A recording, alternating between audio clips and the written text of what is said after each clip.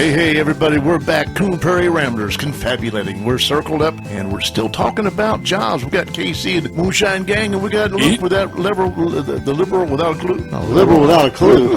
Let me hold that beard one time. I'm going to snatch your face bald-headed. The rebel without a clue. Yeah. And we got the mailman. Yeah. And we just talking about maybe jobs. Not for long. Well, might have a job opening here next week. Speaking of labor. Supposed to take the place of the mailman. Hey, that was pretty neat.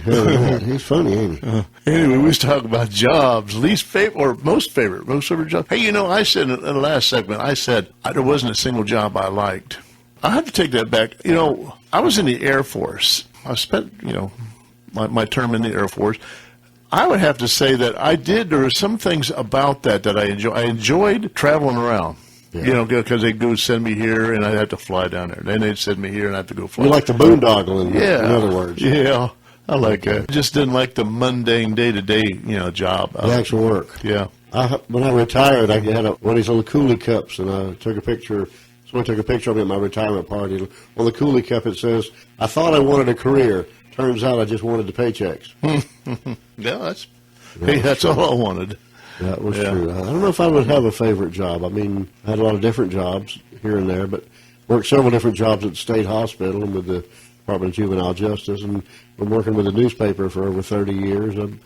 I sold appliances and housewares and mixed paint and stuff one time in a department store for part of the summer. I didn't really care for that and this, that, and the other. But I don't know, I guess maybe working for the paper has been the most fun when writing and drawing and stuff. Yeah. Taking pictures, I kind of like that. I was a haberdasher at one time. Haberdasher you was? Yep. Wow. For Adams Men's Store. Remember C.E. Adams?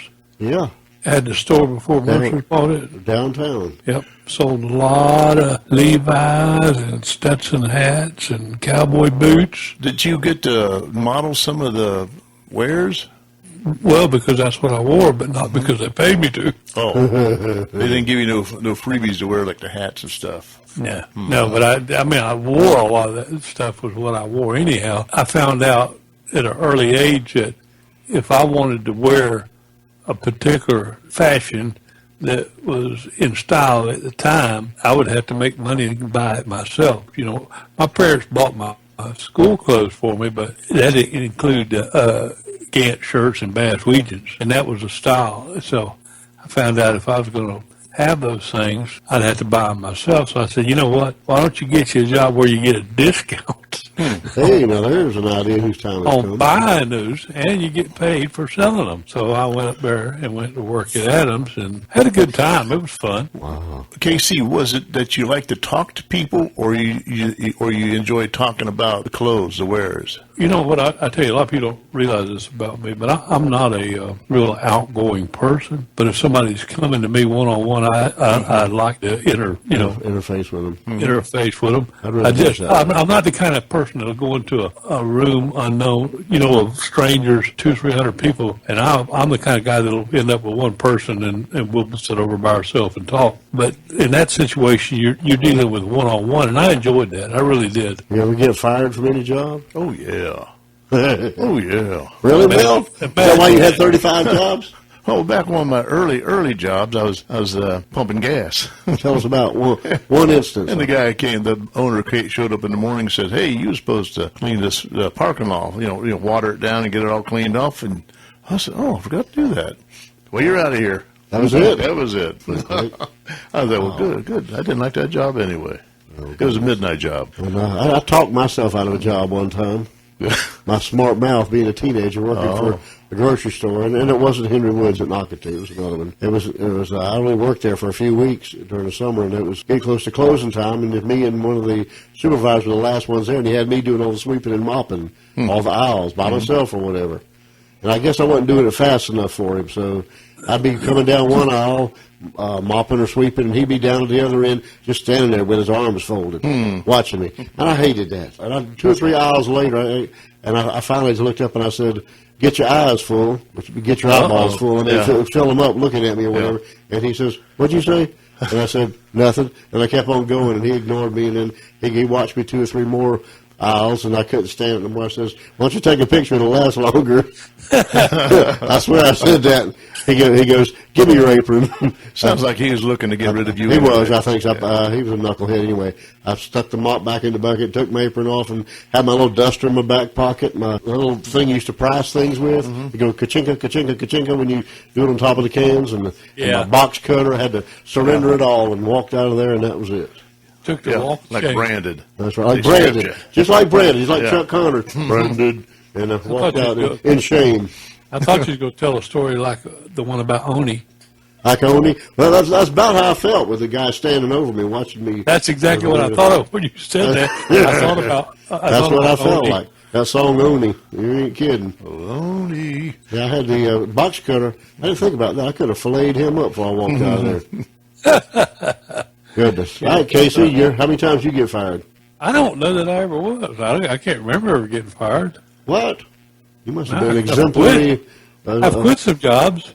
You know what it is? You know, we the three of us, we came up in a lot different world and a lot different time than what's going on now. Absolutely. And jobs when I was young they weren't very hard to find. No. And I remember telling somebody one time, I was looking for a job when I found this one. So You didn't get fired for that? I left. So you left, huh? Yeah. Take this job and shut. I quit one of my favorite jobs one time. Oh, my goodness. I don't think technically I quit it, but I don't think I technically was ever off the job because I was back to work the next day. It was a moment of letting your mouth overload your behind. Oh, yeah. I did. What is it? I let my alligator mouth cash a check. My butt couldn't. Your parakeet cat behind couldn't catch. However it goes, I'm getting stupid now. But anyhow, I told them, I said, they told us about this new way we were going to be doing things and all kind of, and who was going to be this and who was going to be that. And Major looked at me and said, "Do you understand all this?" I said, "I don't need to." He said, why don't you need to understand this? That's because if this is the way it is, I won't be here. I'm going to quit. He said, "What?" I said, "You heard me. I quit." And I got up and walked out. Wow. I said, "I'll bring in all my stuff tomorrow." Fortunately for me, I had a very understanding sheriff that I was working for at the time. I heard And he that. called me up and told me the next morning, he called me up and he said, "Yeah, you need to think about what you did and what you said." And he said, they kind of agreed with me about one of the points of what I was upset about and changed it. And very thankful I was able to return back to work the next I day. heard that. I just ended up with one night off. The heat of the And moment. got paid for the night off. Wow, I should have thought of that sooner. Yeah. Wish I thought of that. I would never try to pull that again. But like I said, we lived at a time when jobs were a lot different. If you did your job and you did it well, you were pretty well appreciated for it. And Oh, yeah, you could walk right in and you take the help wanted sign off the door, and they said, Right. "When can you start?" I'll be here in the morning. And that was it. I'm your man. A strange job that I had, not strange job. You ever have one of them hankers that you wanted to do something that you couldn't understand even why you wanted to do it, but you just wanted to do something? Oh, yeah. I had a hankering to be a butcher. And so I was working at the sheriff's department, and I was working from 5 in the afternoon to 2 o'clock in the morning. So I pretty much had all day to do whatever I wanted to do. So I went out to Donald Brantley's butcher shop and told him that I'd like to be a butcher. Hang on, we got to go away. We'll be right back, Joe. We're out of time. Hold that thought.